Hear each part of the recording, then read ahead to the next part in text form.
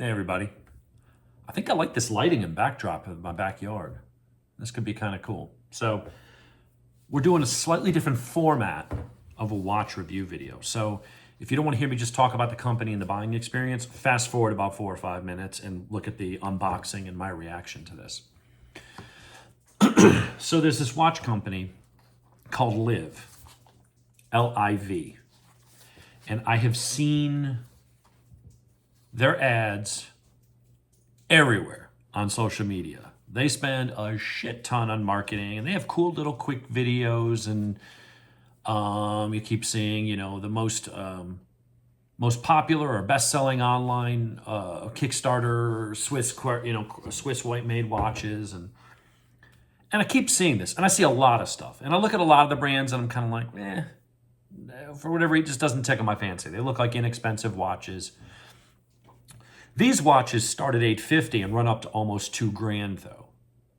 And you look at the specs and you're like, oh, okay. And you look at the designs. And the design is why I bought it. Maybe some of it because of the marketing. This guy Chaz, I'm gonna call him the Chaz. I don't know, seems like a cool dude, seems like a cool name. So you got the Chaz. And you got him and his wife started, did a Kickstarter. He says he's a watch geek, wanted to build, really nice, bold, interesting looking watches. There are so, unless you're into watches, you don't know, there are so many watches, thousands or tens of thousands of models and styles to choose from. There's almost no limit.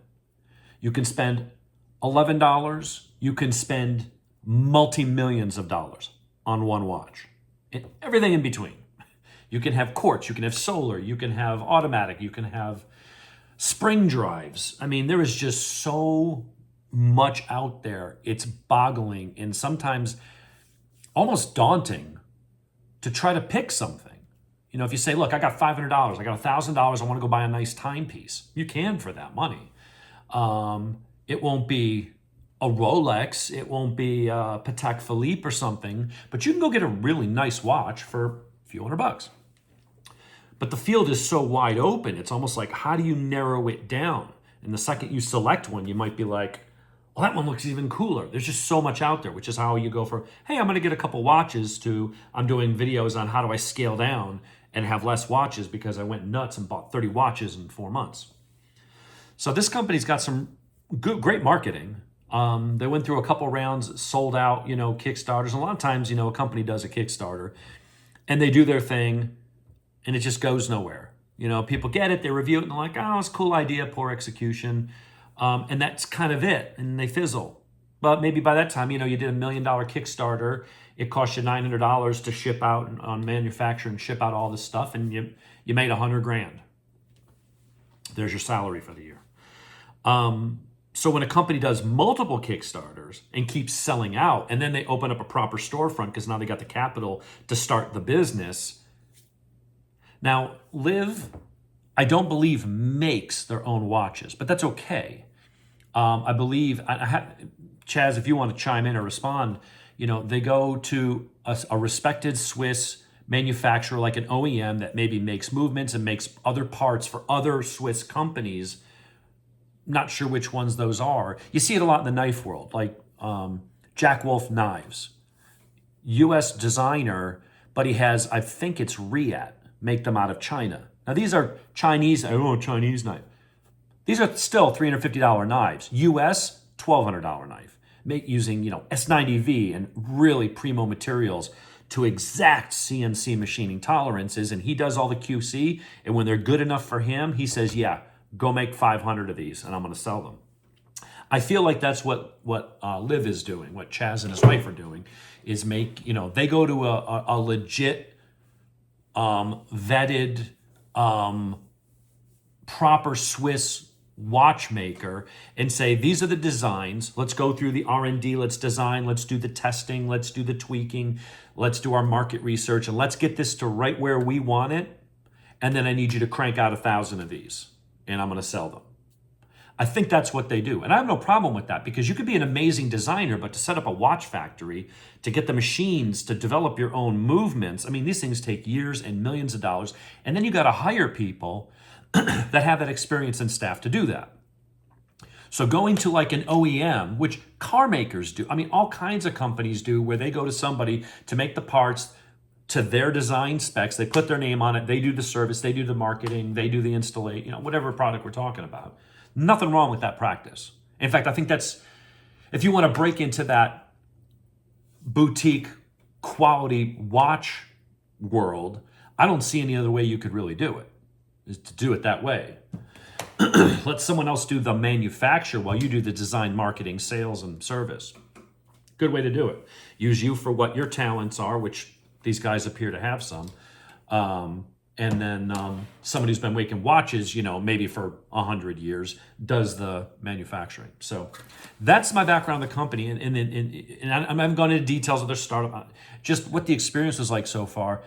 They really, when you go on their website, it's very nicely done. It's intuitive. It looks nice. It looks exciting. It looks bold. It looks different.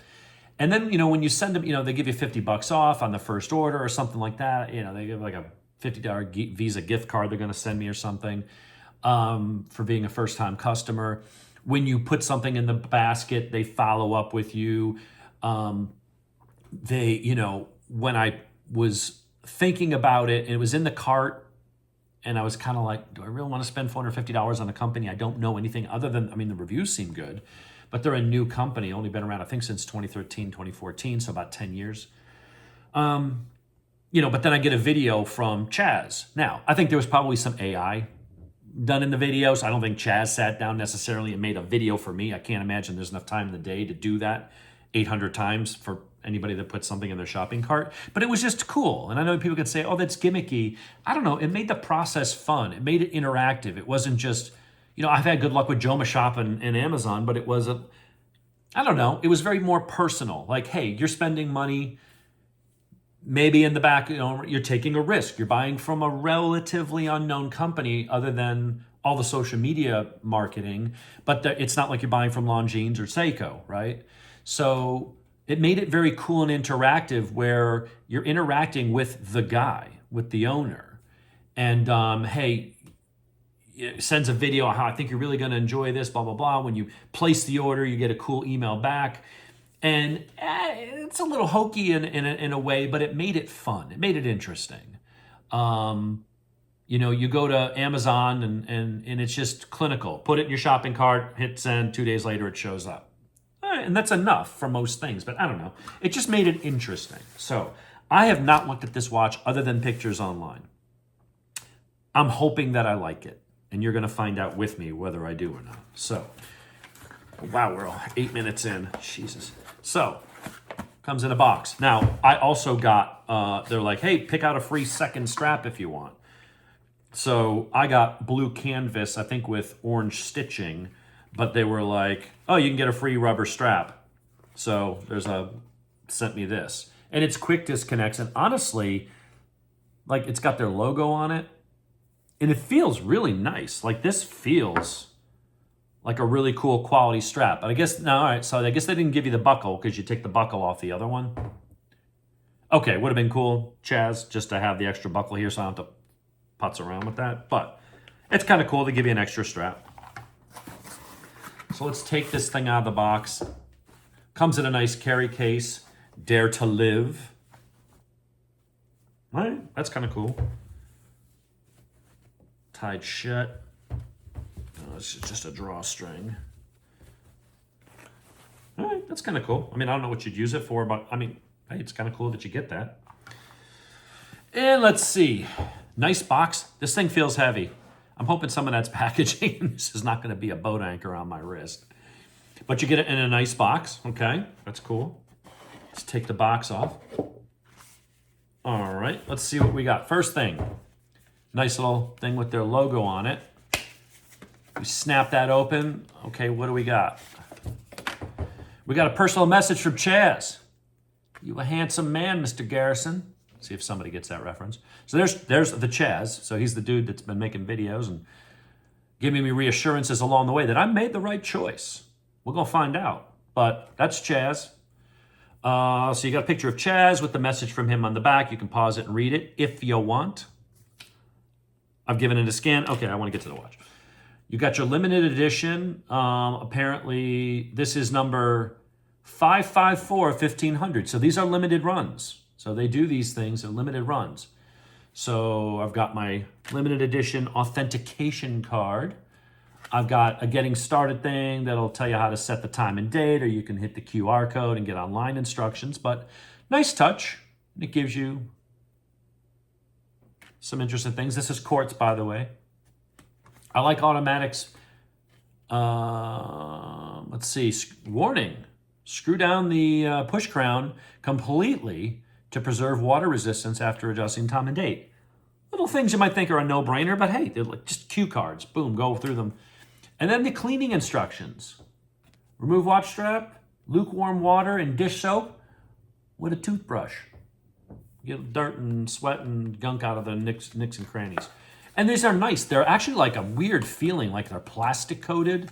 So you could probably get them wet and it wouldn't ruin them. They're almost like velvety. It's kind of a weird texture, but I don't know. Some people could go, oh, it's not necessary. It doesn't affect the watch. I don't know. It's just a cool packaging. Like someone took the time, Chaz, took the time to put this all together and come up with some good ideas, or maybe it was his wife's idea, whatever.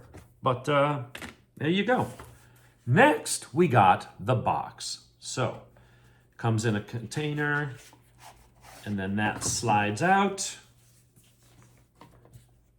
We got the box. Are you curious to see what model I got? I did get their least expensive, and it came in a couple colors, and I kind of second-guessed myself after the fact. I was like, oh, maybe I should have gone with the Smurf blue, or whatever they call it. Looks like Tiffany blue. But I went with this one, because I like the white and orange.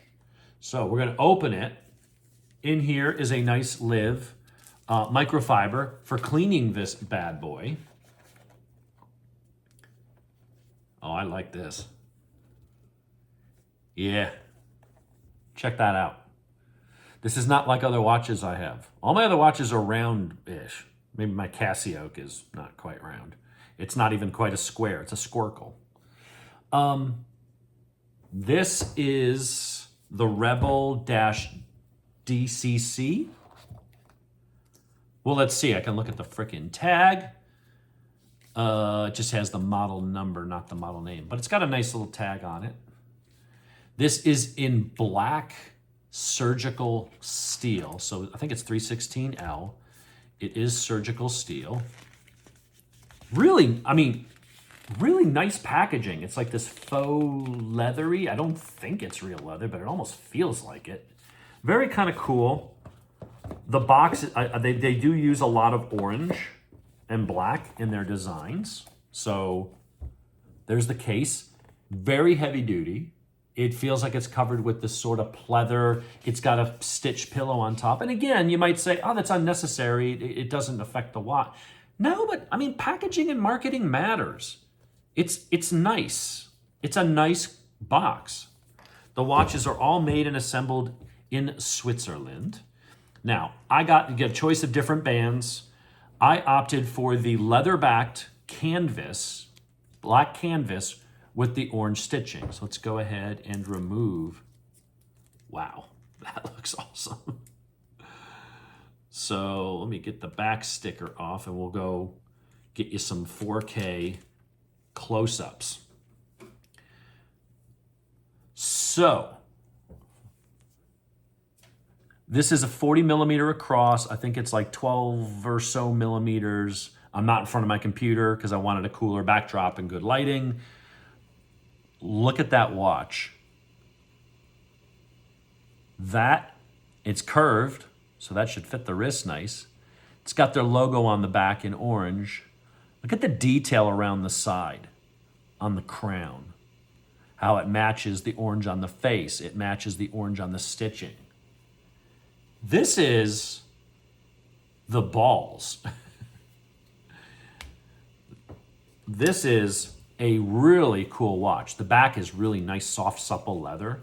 That's a cool band. It's sapphire crystal. I don't have the exact model of the, maybe I'll copy and paste the specs into the description on the video. It feels, God, that polish on the side. So this is stainless steel, but it's black. It's black stainless steel. Now, I want to be careful not to scratch or ding that up. I don't know. I guess it's not technically anodizing because I don't know if you can anodize steel. I need to anodize aluminum. But maybe there's a similar, whatever the process is called. Here's why I got this.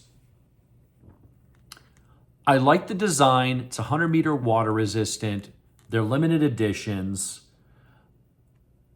But I wanted something that sat on my wrist and made a statement. Something that I look down and I go, wow, I don't have anything else like that in my collection. I don't see someone walking around with this on their wrist. This is a bit of a big boy, but it's not the biggest watch I have. I would say my Tissot Chrono XL is bigger. That's 45 in all dimensions, because it's round. This is 40 across. It's obviously taller. I think it uses 20 or 21 millimeter. It's kind of an oddball size. So you will be limited in strap size, I believe, because I think these are 21s. But that dial, you've got yourself a chronograph. Oh, that's wild.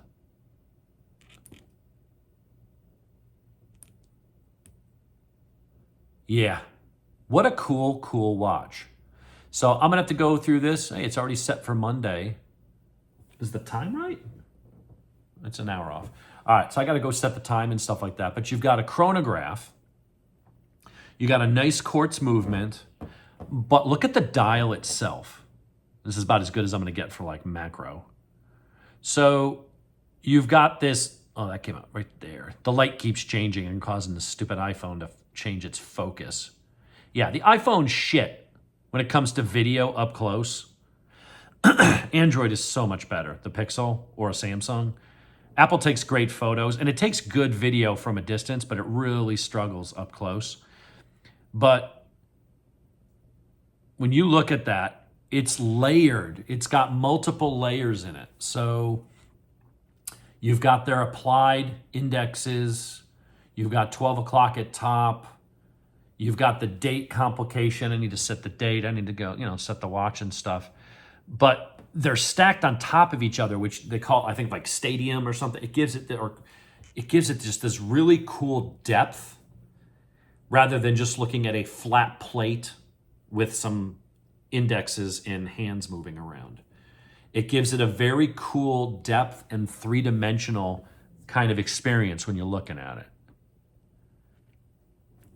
This is an absolutely gorgeous watch. I was kind of curious if I was going to like the color, if I should have gotten the other one.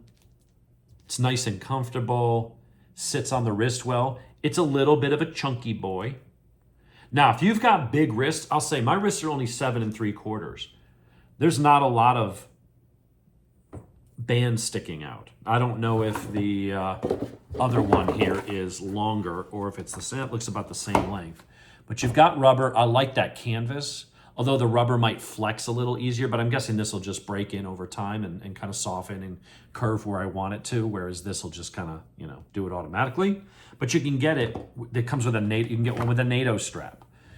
So you've got some different options. I just wanted the black on orange. And in order to get that, I had to go with the canvas.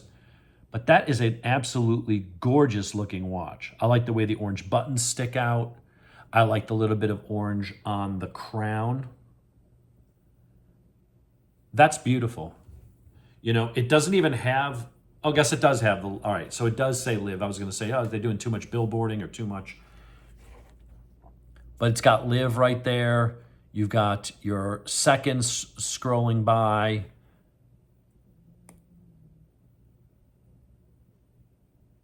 Yeah, this is really, really cool. So what I'm going to need to do is just set the date and time. So your complications are when the stopwatch is activated, you'll have your second hand sweeping around and you'll have, I think, you got your hours on the bottom. So you'll have your seconds going around. And then you'll have your minutes. Sorry, not hours. You'll have your minutes down here. So stopwatch will be the big second hand sweeping.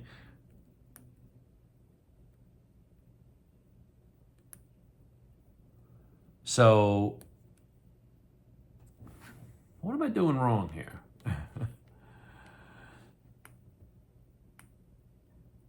Okay, there we go. I don't know. I wasn't clicking it right. So you got your second hand going. And then your minutes will be recording down here. The seconds that are going by on that small complication, those are your seconds for the time telling. And then you got your day of the week over here on a dial.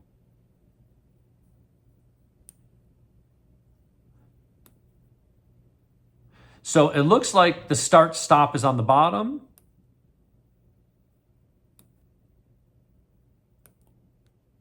I'm gonna have to figure this out because and I probably should have read the instructions on the first card.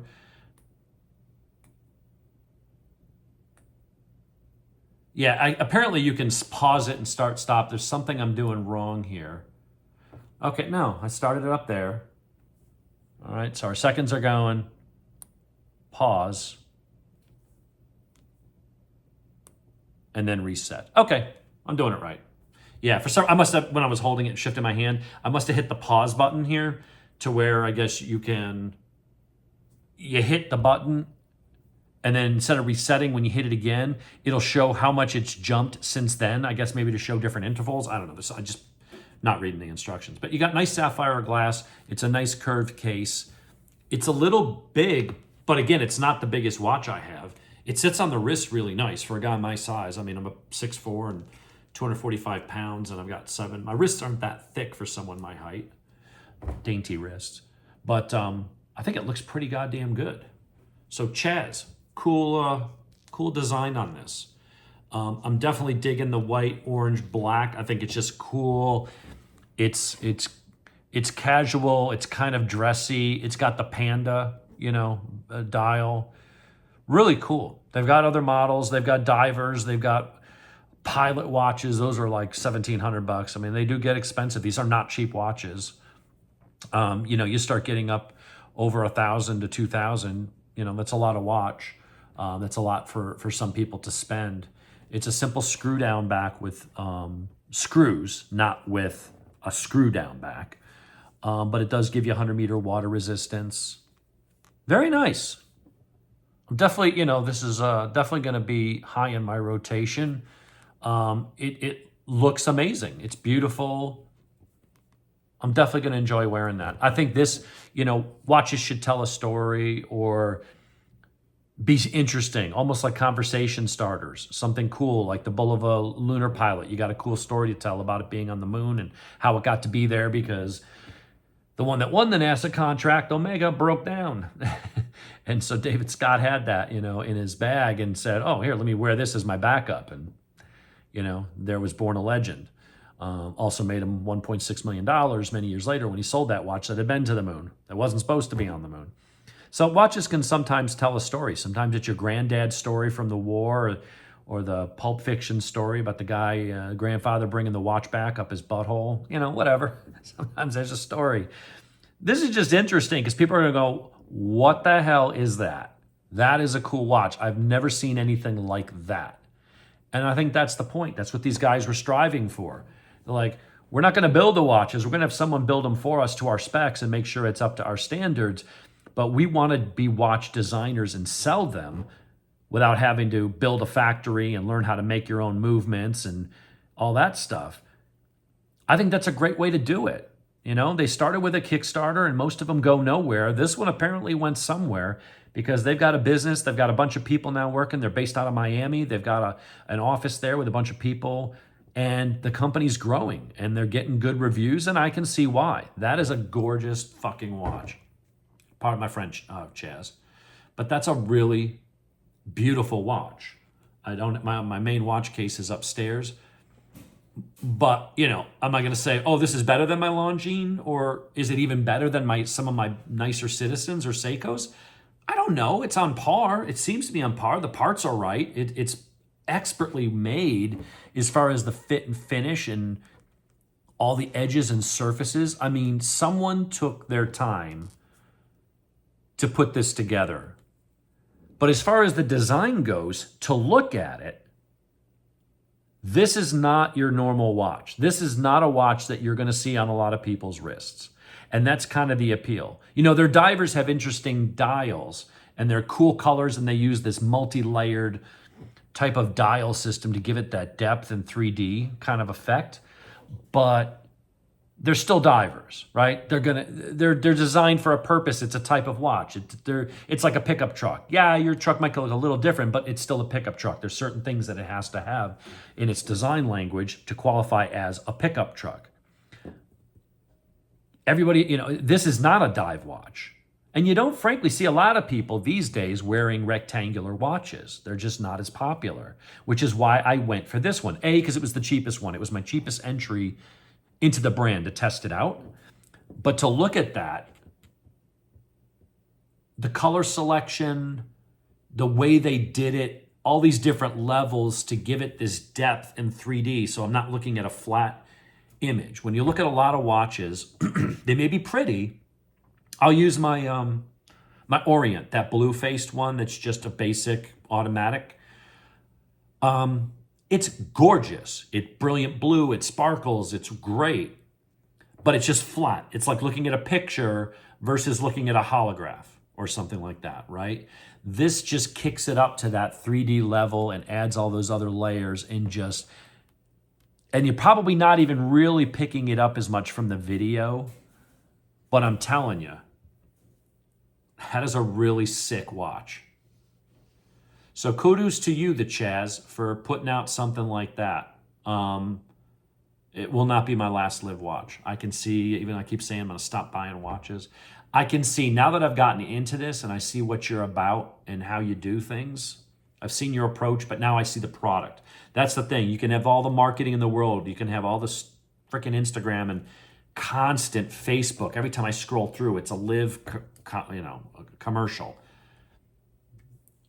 So much so that it kind of sticks out like, how much are these dudes spending on freaking advertising? How much can they have left over to spend on watches? It's so over the top, but it worked because here I am holding the first one and I was hoping that it would live up to the hype because some products are hype. One Kickstarter I had years ago that I partaken of was about this little box about this big, and it was really cool. It had HDMI ports and USB ports. It was a little Linux computer before you had the Chrome boxes and stuff. This was like 10 years ago. And I was like, for $59, I'm going to have a mini computer that I could take and throw in my pocket. When I get where I'm going, just plug it into a keyboard, whatever. And it just didn't go anywhere. It was a novelty. It was like, okay, it's kind of cool. And the company went away and you never saw anything else from them. I don't even remember the name of it. That's how memorable it was.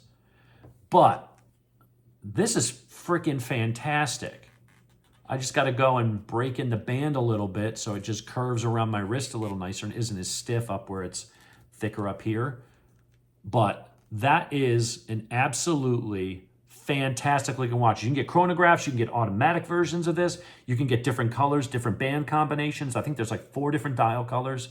Then there's a series that doesn't have, it's just an automatic, but it doesn't have the complications. So it's just the 3-hand watch, hour, minute, seconds. Really cool. Then you get into the pilots and you get into all these other things. I think you're going to hear a lot more from them. Not that you're not hearing enough with all their social media advertising, but it really is a fantastic looking watch. I would say out of all the watches I own, and I don't have Tudors and Rolexes and Royal Oaks, and I don't have that kind of a watch collection. I'm not that kind of guy. If I'm going to spend $10,000, $15,000 on a watch, I'm going to go buy another Ducati. I'm going to go buy another motorcycle or something else, right?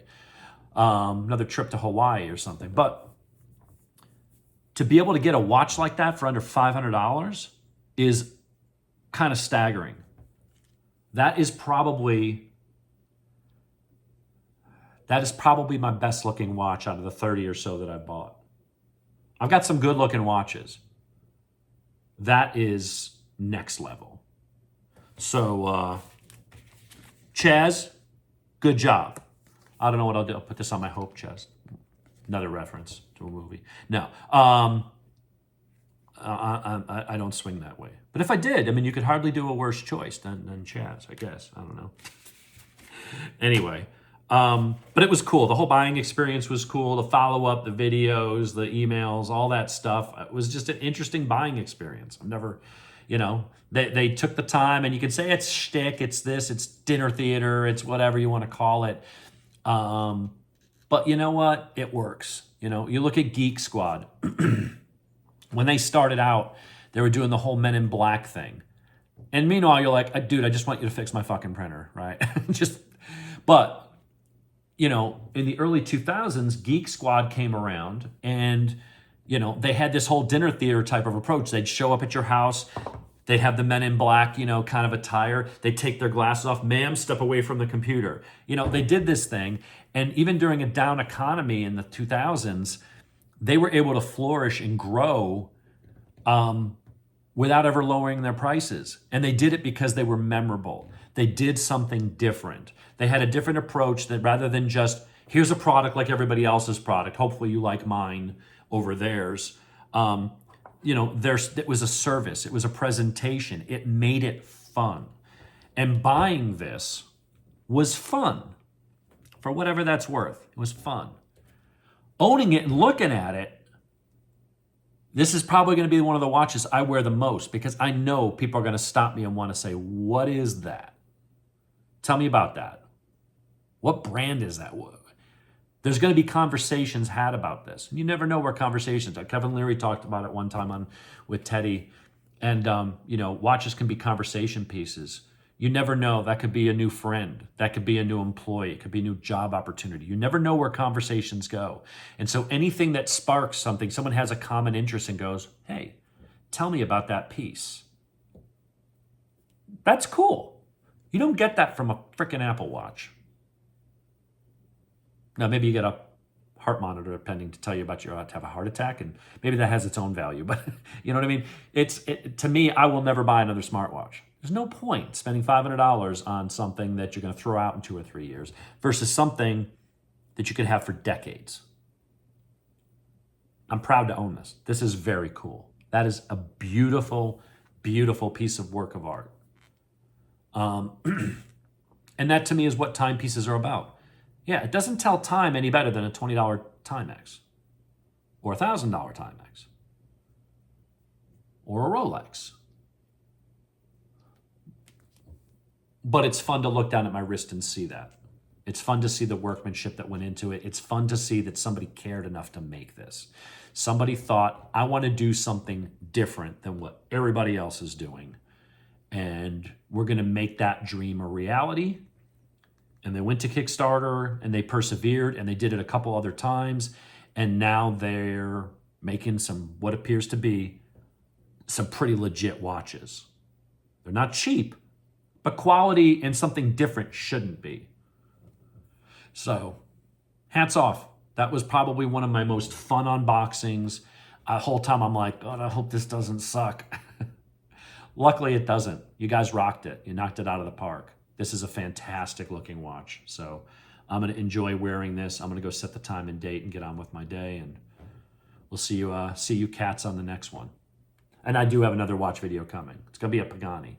But it's going to be a Pagani homage to a Tudor Black Bay 58. Not even in the class of this watch. This is a nice watch. The Pagani will be cool for what it is, but yeah. If you want something different, something legit, something that not everybody has yet, you know, that's the thing. Like, you can go buy a Rolex. If you want to go spend that kind of money, and someday I might. I do like the Explorer too. I'll go get a Rolex. Just have to convince the wife to let me spend that much money.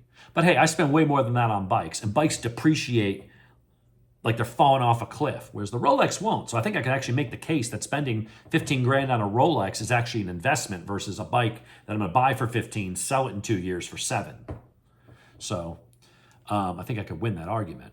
But, you know, looking at a Rolex, it's like, oh, you've arrived. You're at that level. You have a Rolex. Yeah, but everybody else, I mean, Rolex is the most common luxury brand. If you go into a nice office and there's, you know, bankers or stockbrokers and people making real bank, and they're all going to have a freaking Rolex. They're very common. Something like that's not. I feel like that makes more of a statement than the Rolex. All the Rolex means is that you had enough money that you could throw at a watch and you waited on their waiting list, and like everybody else, you got one just like everybody else. And I'm not saying that's a bad thing. I don't know, be different. That's what these guys are doing. They wanted to be different. They wanted different designs. They wanted it to be bold. They wanted it to stand out and to make a statement about your taste, your style, whatever it was they're going for. It worked because I bought one of the goddamn things. And I'm probably going to buy more. So there you go. This is probably the longest watch video I've done. But I wanted to give this its due, and I wanted to really think about it and see what I liked or didn't like. And so far, I don't see anything I don't like. Quick disconnects, other than if you're gonna throw in, Chaz, the spare band for free, don't skimp on putting the buckle on it. Put a buckle on it. I can say, well, because then you want it to match whatever one you got. Just put a buckle on it. Spend the extra $3, $2, whatever. If you're gonna do that, do that. Okay? That's my only critique so far. So anyway, everybody have a good day. We'll talk to you guys later. I got stuff to do. Have a good one.